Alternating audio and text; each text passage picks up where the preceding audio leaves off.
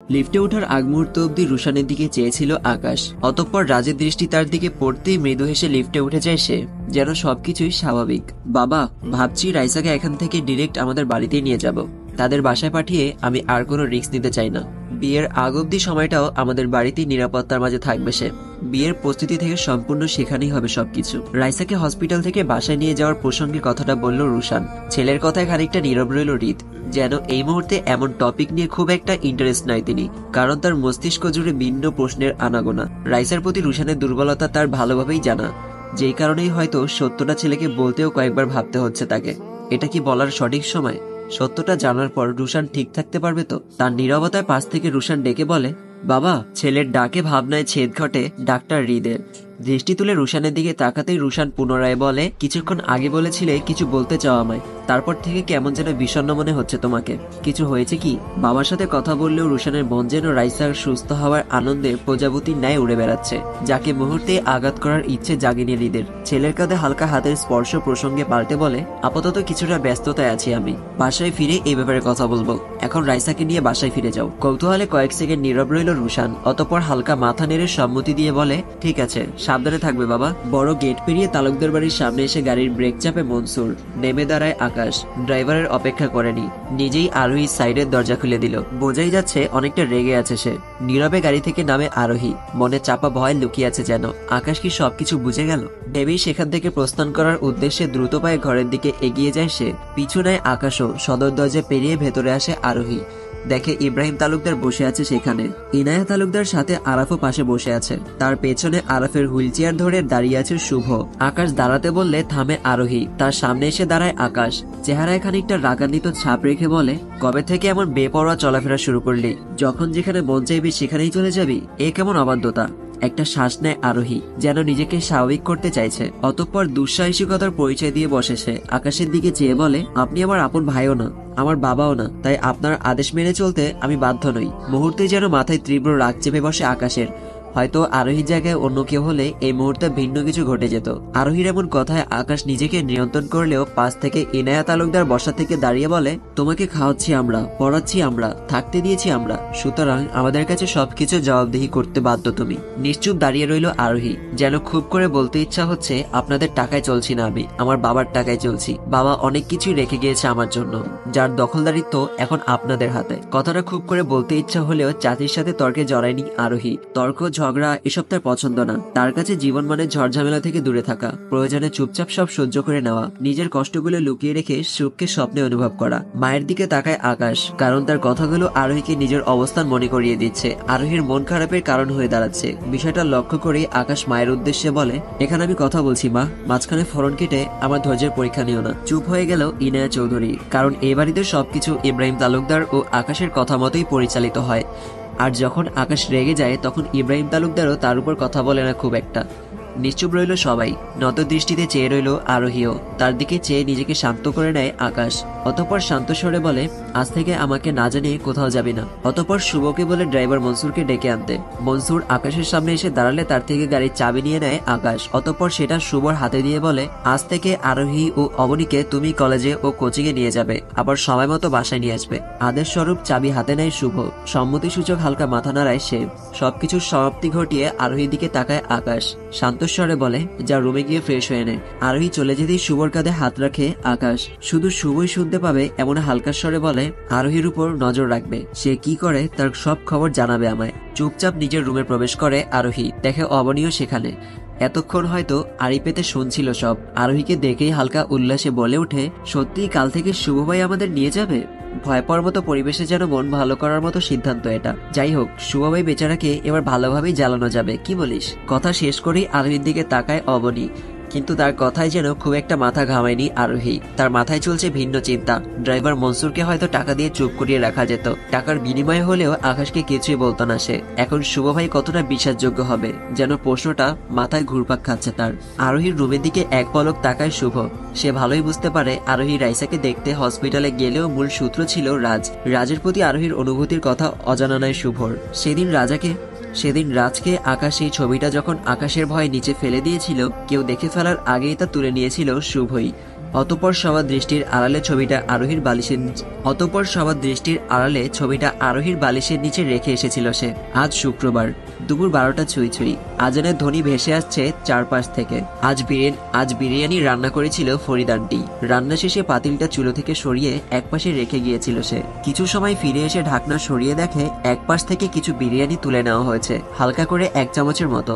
এই কাজটা কে করেছে বুঝতে সময় লাগেনি তার, কারণ এই অভ্যেসটা একমাত্র তুষারের।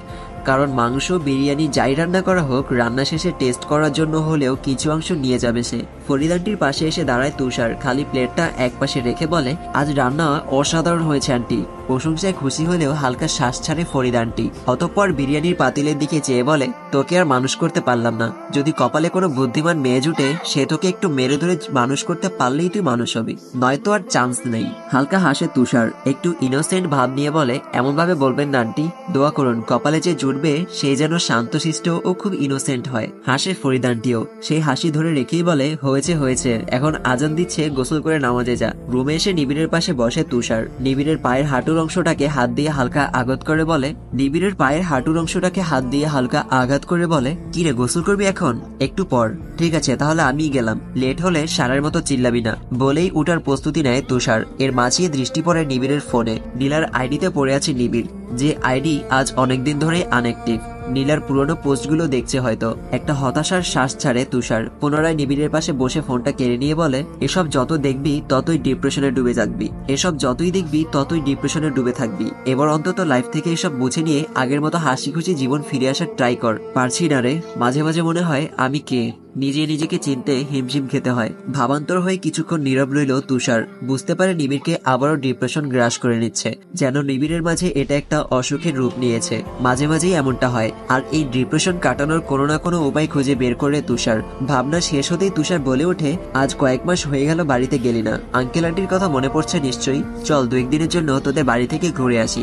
নিবিড় কিছুটা নীরব থেকে বলে, আপাতত ইচ্ছা করছে না। তুষার পুনরায় বলে, নিশ্চয়ই আঙ্কেল আন্টিও তোকে মিস করছে খুব, চল তাদের সাথে সময় কাটালে দেখবি তোরও ভালো লাগবে। নিবিড় বলল, তুই যাবি? তুষার বলল, অবশ্যই, তোকে সঙ্গ দিতে হবে না। একটু ভাবলো নিবিড়, অতঃপর ছোট করে বলে, আচ্ছা দেখি, তবে হয়তো তোর উদ্বেগের কারণটা আমি বুঝতে পারছি। হ্যাঁ, তোকে সঙ্গ দেওয়াটাই আমার একমাত্র উদ্দেশ্য। সে আমরা যাচ্ছি, ডিসিশন ফাইনাল। বিকেলে বাসায় কল দেয় নিবিড়। 2বার কল হতেই রিসিভ করে তার ছোট বোন ফারিহা। অনেকদিন পর ভাই বাসায় আসছে শুনেই যেন আনন্দে মনটা নেচে ওঠে তার। ফারিহার খুশি শেষ হওয়ার আগেই নিবিড় বলে ওঠে, শোন, সাথে আমার একজন ফ্রেন্ডও আসছে। তুষার। ফারিহা কিছুটা ভেবে বলে, ওই যে আগে এসেছিল সেই ফাজিলটা? কিছুটা হাসে নিবিড়, অতঃপর বলে, হ্যাঁ তোর এনিমি। আচ্ছা নিয়ে আসো, তবে এটা মনে রেখো, আগেরবার আমার চুল কেটে দেওয়ার কথাটা ভুলে যাইনি আমি। এবার আসলে তাকে বেল হয়ে ফিরে যেতে হবে। তুষার, কি এমনি তোর চুল কেটেছিল? শুরুতে তো তুই নিজেই বেচারাকে পুরো একদিন ঘর আর বাথরুমে দৌড়াদৌড়ি করালি। আচ্ছা যাই হোক, তুষার এখন আগের থেকে অনেক ভদ্র হয়ে গেছে। এখন তার পেছনে লাগতে গিয়ে কানের নিচে চট থাপ্পড় খেলে আমার কাছে বিচার দিতে পারবি না একদম। ফারিয়া কিছু না ভেবেই বলে, আচ্ছা যাই হোক, সেটা পরে দেখা যাবে। কখন আসছো তোমরা? আগামীকালই। সন্ধ্যায় রাজু চৌধুরীর বাসভবনের সামনে এসে দাঁড়ায় রাজের বড় ভাই সে। বর্তমানে ঢাকা 2 আসনে এমপি নির্বাচিত হয়েছেন তিনি। বাড়িতে কিছু লোকের আনাগোনা, হয়তো কিছু একটা চলছে ভেতরে। খানিকটা সময় নিল রাজ। এই সময়টা বাড়ির ভেতরে প্রবেশ না করে কিছুটা দূর থেকে নজর রাখছে সে। আলোচনা শেষে রাজু চৌধুরীর সাথে হাত মেলায় আকাশ। অতঃপর নিজের লোকদের নিয়ে বেরিয়ে গেল সেই বাড়ি থেকে। ভাইয়ের বাসভবন থেকে আকাশকে বের হতে দেখে অনেকটাই অবাক হয় রাজ। আকাশ এখানে কি করছিল? ভাবতেই গাড়ি নিয়ে জায়গাটা ত্যাগ করে আকাশ। রাজ এক পলক চেয়ে রইল তার দিকে। রাজ চৌধুরীর আলোচনা করার রুমটাই যেন বাড়ির অর্ধেকের সমান। প্রবেশ পথে একটা বড় দরজা। রাজু চৌধুরী বসে আছে ভেতরে, মেন লাইটগুলো অফ রেখে আবছা আলোয়। এর মাঝেই বড় দরজায় ঠক ঠক করে শব্দ হলো 2বার। কাজে ব্যস্ত থাকায় রাজু চৌধুরী দরজায় দাঁড়ানো লোককে উদ্দেশ্য করে, পরে আসতে বলো। এর মাঝেই আরো 2বার শব্দ হলো। রাজু চৌধুরী খানিকটা বিরক্তি নিয়ে বলে, আসতে দাও। আদেশ পেয়েই বড় দরজাটা খুলে দিল লোকটা। দরজা খুলতেই বাইরে থেকে আসা আলোয় একজন লোকের ছায়া এসে পড়লো ভেতরে। শুনশান নির্ভর ঘরে কারো পায়ের আওয়াজ কানে আসতেই মাথা তুলে তাকায় রাজু চৌধুরী। দেখে একটা যুবক এগিয়ে আসছে তার দিকে। তার পরনে থাকা পর্দার ন্যায় কাপড়ের নিচের অংশটুকু ফ্লোর স্পর্শ করে আছে, যা পায়ের প্রতি কদমের সাথে এগিয়ে আসছে ক্রমশ।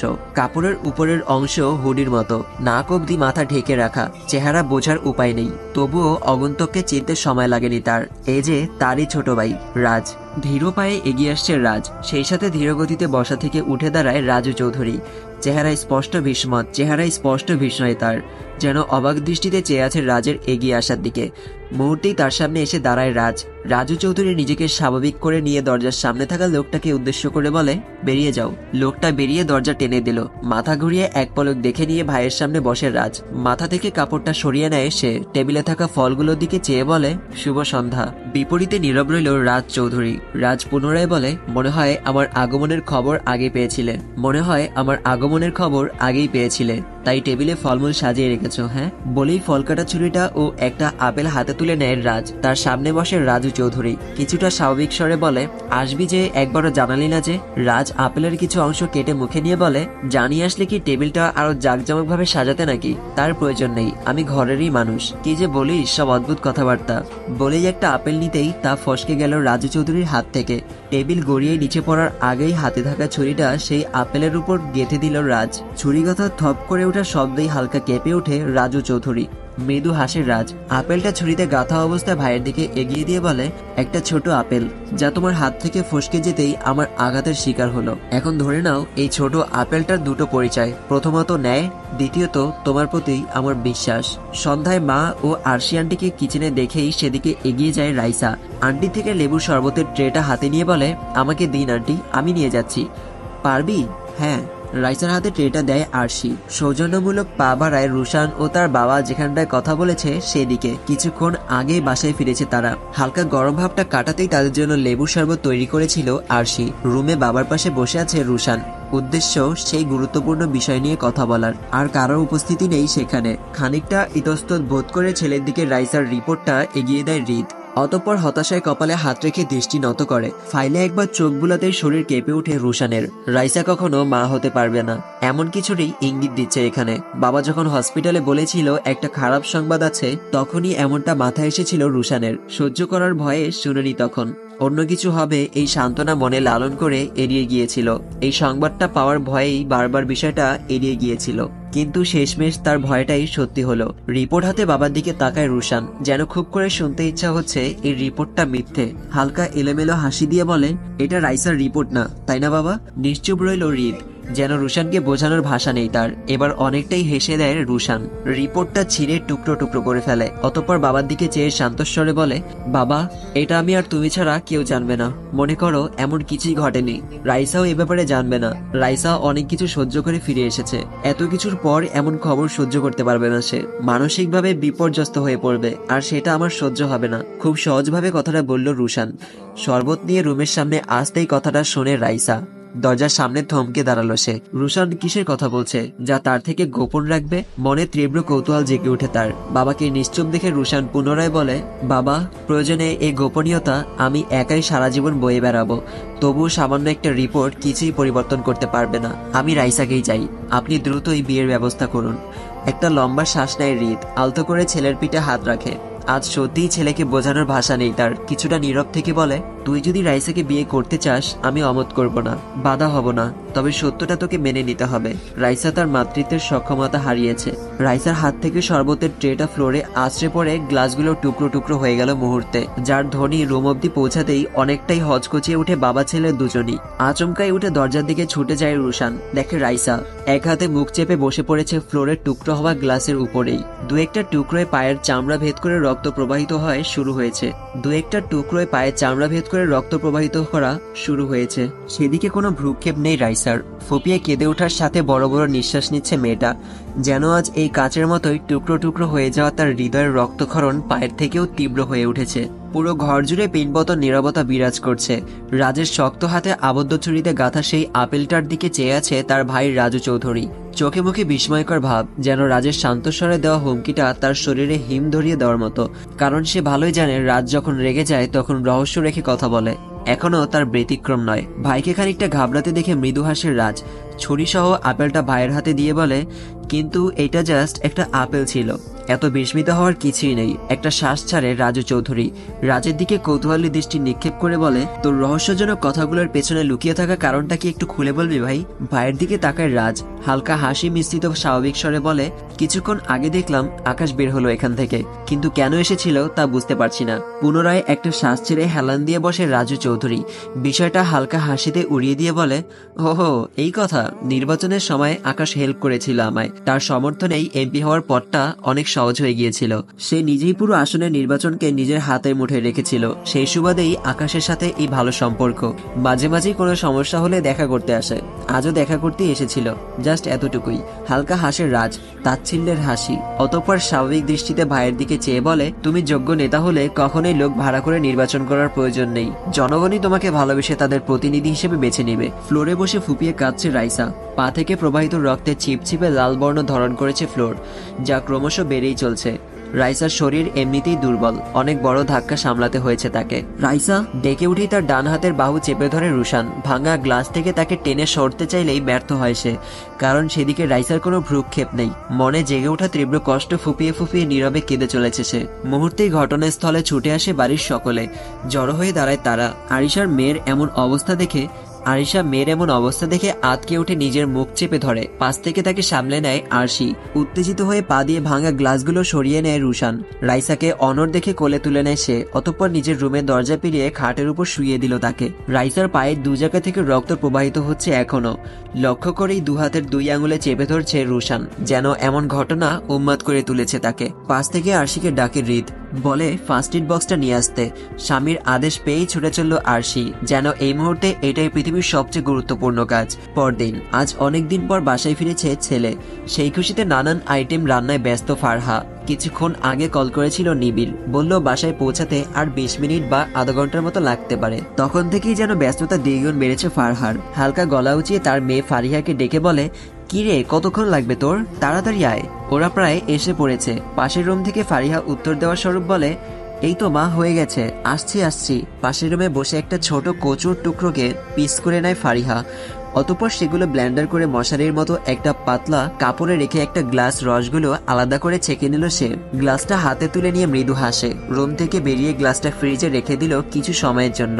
12টার দিকে বাসায় পৌঁছায় নিবিড়, সাথে তুষার হাতে মিষ্টি, দই ও ফলমূল হাতে দাঁড়িয়ে। তাদের সাথে কথাবার্তা শেষে সেগুলো নিয়ে ভেতরে চলে গেল ফারহা। ছেলেরা অনেকটা পথ জার্নি করে এসেছে, তাই ক্ষণিকের ক্লান্তি কাটাতে ফারিহাকে বলল শরবত ও ফলমূল রেডি করতে। দুপুরের তীব্র রোদ যেন তাপ ছড়াচ্ছে প্রকৃতি জুড়ে। আবারও সেই সময়টা ঘনিয়ে এসেছে, যখন অসহ্যকর গরমে অতিষ্ঠ হয়ে ওঠে মানুষ। আজকে তীব্র গরমই যেন তার পূর্বাভাস। ক্লান্তি নিয়ে সোফায় গা এলিয়ে দেয় তুষার, যেন এটা তার নিজেরই বাসা। অথচ যার বাসা সে নিবিড়ি মেহমানের রোল প্লে করে ভদ্রতার সহিত বসলো এক পাশে। তার দিকে তাকায় তুষার।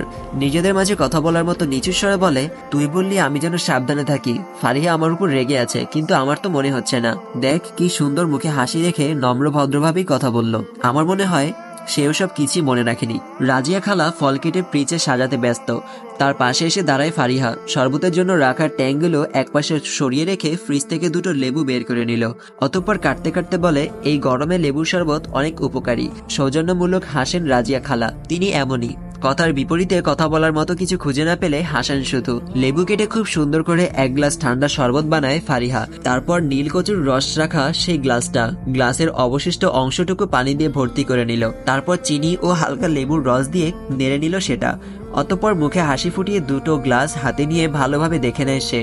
প্রায় একই রকমই দেখাচ্ছে, কিছু পার্থক্য থাকলেও ভালোভাবে লক্ষ্য করা ছাড়া তা বোঝা সম্ভব না। ট্রে নিয়ে তাদের সামনে রাখে ফারিহা। মুখে হাসি ফুটিয়ে লেবুর শরবতটা তুলে দিল নিবিড়ের হাতে, আর স্পেশাল ভাবে তৈরি করা শরবতটা তুলে দিল তুষারের হাতে। মৃদু হাসে তুষার। গ্লাসের উপর ঠান্ডা ভাব অনুভব করতেই ধন্যবাদ জানালো ফারিহাকে, কারণ এই মুহূর্তে ঠান্ডা পানি হলেও যেন তা অমৃত।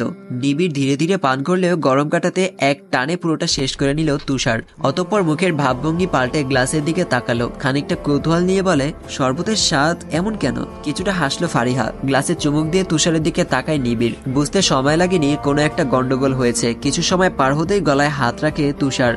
ভেতরটা যেন বাজেভাবে চুলকাতে শুরু করেছে। কি হচ্ছে এসব? বোনের দিকে তাকায় নিবিড়।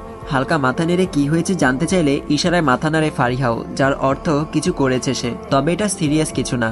এটা শ্বাস ছাড়ে নিবিড়। হতাশায় বিড়বিড় করে বলে, না আসতেই শুরু হয়ে গেছে। দুপুরের শেষ ক্লাসে শিক্ষা সফরের জন্য লিস্ট করা হচ্ছে। শুধু পরীক্ষার্থীদের জন্য এই সফর। এখন অবধি 130 জনের নাম লেখা হয়েছে লিস্টে, তবে নাম নেই আরোহী ও অবনীর। মূলত আরোহীর জন্যই নাম লেখাতে পারছে না অবনী। আরোহীর ধারণা এত কিছুর পর আর কোথাও যাওয়ার অনুমতি দেওয়া হবে না। আর অবনী তাকে অভয় দিচ্ছে বাসায় বাবা ও ভাইয়াকে রাজি করাতে পারবে সে। আর কিছুদিন পরই সৌরভী ম্যামের ছুটি শেষ হয়ে যাবে, পুনরায় ক্লাসে ফিরে আসবেন তিনি। সেই সাথে শেষ হবে রাজের দায়িত্ব। তার আগেই এই সফরের ডেট পড়েছে। সবচেয়ে বড় কথা হলো রাজও থাকছে এই সফরে। কলেজ থেকে এটাই হবে তার প্রথম ও শেষ সফর। জানার পর থেকেই মনটা যেন অস্থির হয়ে উঠেছে আরোহীর। খুব করে ইচ্ছা হচ্ছে সবার সাথে যেতে, কিন্তু চাচা ও আকাশের ভয়ে নাম লেখানোর সাহস পেল না আপাতত। মাঝখানে 2 দিন সময় আছে, তাই স্যারদের থেকে একদিন সময় নিল অবনী। বাসায় রাজি করিয়ে তারপর নাম লেখাবে। আরো অনেকেই একই কথা বলল, তাই খুব একটা সমস্যায় পড়তে হয়নি তাদের। অতঃপর বাসায় ফেরার পথে আরোহীর বিষণ্ণ চেহারা দেখে অবনী বলে, আরে বলতি এত চিন্তার কিছু নেই, দেখবি আমি ঠিকই রাজি করিয়ে নিব, তুই শুধু একটু সম্মতিসূচক তাল মেলাবি আমার সাথে। এদিকে একের পর এক তেঁতুলের আচার খেয়েও রেহাই পাচ্ছে না তুষার। গলাটা খুব বাজেভাবেই চুলকাচ্ছে। পরপর 8টা তেঁতুলের আচার শেষ করেছে সে। ফারিহাই দিয়েছে এগুলো, হয়তো পরিস্থিতি বুঝে আগে থেকেই এনে রেখেছিল। তার সামনে আসে ফারিহা, কিছুটা আফসোসের ভাব ধরে বলে, ইস রে, কেমন লাগছে এখন? কিছু বলল না তুষার, চোখ মুখ লাল হয়ে আছে তার। বিপরীতে হাসি পাচ্ছে ফারিহার। হাসি দমিয়ে চেহারায় তীব্র কৌতূহলী ভাব ফুটিয়ে বলে, হায় আল্লাহ, ভাইয়া কি শরীফ থেকে শরীফা হয়ে যাচ্ছেন নাকি? এমনিতেও প্রচন্ড রাগ চেপে আছে তুষারের মাথায়, তার উপর এমন রসিকতায় কিছুটা রাগী ভাব ধরে রেখে বলে, মানে মেয়েদের মতো এমন ব্যাপক হারে টক খাওয়া তো কোনো ভালো লক্ষণ না। কোনো সুখবর আছে নাকি তুষার ভাইয়া? একটা শ্বাস ছাড়ে তুষার, অতঃপর ফারিহার দিকে চেয়ে বলে, মজা লাগছে খুব তাই না? তবে এই দিনই শেষ দিন না, দিন আরো আছে। ফারিহা খানিকটা আফসোস নিয়ে তাকালো, অতঃপর বলে, খুব রাগ হচ্ছে তাই না? আমার এর চেয়েও বেশি রাগ হয়েছিল গতবার যখন চুপি চুপি এসে আমার চুল কেটে দিয়েছিলেন, তবে সেই রিভেঞ্জ এখনো বাকি আছে। বিকেল নেমে এলো। পশ্চিম দিকে হেলে পড়া সূর্যটার তাপ কমে এসেছে অনেকটা, সাথে ফুরফুরে বাতাসে দোল খাওয়া গাছের পাতাগুলো যেন ব্যস্ত সময় পার করছে। শুধু ব্যস্ততা নেই রুশানের, যেন ক্ষণিকের জন্য নিজের সব ব্যস্ততাকে ছুটি দিয়েছে সে। সন্ধ্যা হতেই রওনা দিতে হবে, তাই সকালবেলায় চলে যাওয়ার কথা থাকলেও বিকেল অবধি সময় নিয়েছিল সে। তাই এই সময়টা পুরোটাই রাইসার জন্য আলাদা করে নিয়েছে রুশান। পায়ে ব্যান্ডেজ করা অবস্থায় শুয়ে আছে রাইসা। সারাদিন হাঁটাহাঁটিতে পার করলেও বিকেল জুড়ে বিশ্রাম নিচ্ছে সে। তবে কারোর সাথে একটা কথাও বলেনি। কি থেকে কি হয়েছে তা বাড়ির অন্যদের এখনো অজানা। হৃদ ও রুশানও কাউকে কিছু বলেনি এখন অব্দি। জানিয়ে কৌতূহলের শেষ নেই সবার মাঝে। রাইসার পাশে বসে মাথায় হাত বুলিয়ে দিচ্ছে রুশান। এক পলক চোখ মেলে তাকায় রাইসা। রুশানকে দেখেই পুনরায় চোখ বুজে নিল সে। কাত হয়ে অন্যদিকে মুখ ঘুরিয়ে নিল। অবাক হয়নি রুশান, কারণ এই মুহূর্তে রাইসার মনের অবস্থা ভালোই বুঝতে পারছে সে। শান্ত হয়ে রাইসার দিকে তাকায় রুশান। পুনরায় মাথায় হাত বুলিয়ে বলে, কথা বলবি না আমার সাথে? কিছু বলল না রাইসা। রুশানের উপর তার কোনো রাগ বা অভিমান নেই, তার সব অভিমান নিজের ভাগ্যকে ঘিরে। রুশান পুনরায় কিছু বলতে চাইলেও থামলো। তার মাঝেই রাইসা তার নীরবতা ভেঙে বলে, চলে যান প্লিজ। মন থেকে বলছিস? রুশানের সোজাসাপটা প্রশ্নটাও যেন বুকে গিয়ে ঠেকলো রাইসার। যেন মুহূর্তেই বুক ভেঙে কান্না আসতে চাইছে, তবুও নিজেকে স্বাভাবিক রাখে সে। ছোট করে জবাব দিল, হ্যাঁ, চলে যান আমার লাইফ থেকে। ভাগ্য হয়তো চায় না আমরা এক হই। কিছুটা থামলো রাইসা, নিজেকে শক্ত রেখে পুনরায় বলে ওঠে, আজ থেকে আমাদের পথ সম্পূর্ণ আলাদা রুশান ভাই।